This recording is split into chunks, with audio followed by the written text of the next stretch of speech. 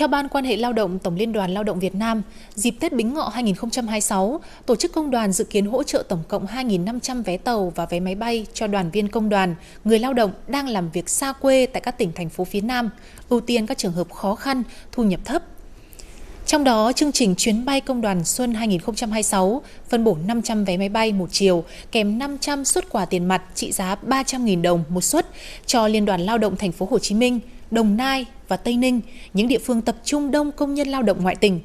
Cùng với đó, thì Tổng Liên đoàn Lao động Việt Nam triển khai chương trình chuyến tàu công đoàn Xuân 2026 với quy mô 2.000 vé tàu khứ hồi và 2.000 suất quà tiền mặt trị giá 300.000 đồng một suất.